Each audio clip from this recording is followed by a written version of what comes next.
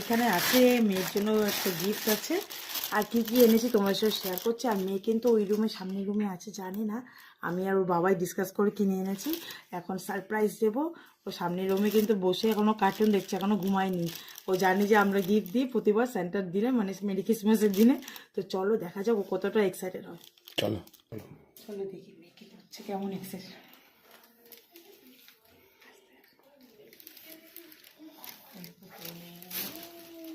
মামা এখনো কার্টুন দেখছি, দেখো অবস্থা। এত রাত হয়ে গেছে, 12টা বেজে গেছে, ঘুম নেই। ছুটি পড়েছে, সকালে স্কুলে পারফরমেন্স করেছে, আমি বলে তাতে ঘুমিয়ে পর, তা না, না ঘুমিয়ে এখন অব্দি কার্টুন দেখছে। তাহলে স্যান্টাটা তো আসবে নাকি, আসতে তো সময় দিবি নাকি? এত ঘুমালে হবে? হ্যাঁ, আবার উঠে বসছে। তুই টাইম দেখছো না, কটা বাজে, ঘুমাবে না? স্যান্টা তাহলে আসুক। হ্যাঁ, স্যান্টা আসলে তো একটু খুশি হবে। আসবে নাকি, দেখি স্যান্টা আসে নাকি।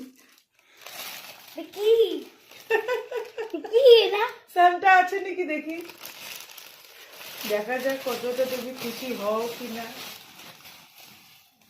Open your ice, open your আইস। খুশি খুশি?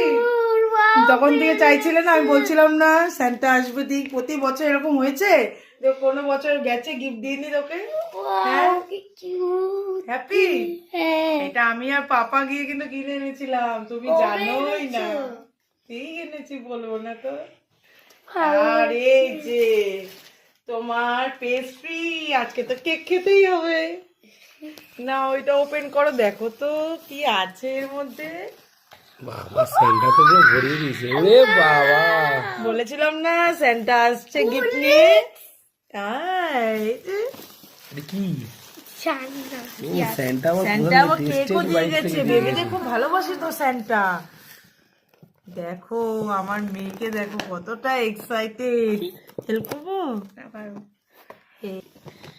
দেখো তো তোমার পছন্দ হয় নাকি কেকগুলো।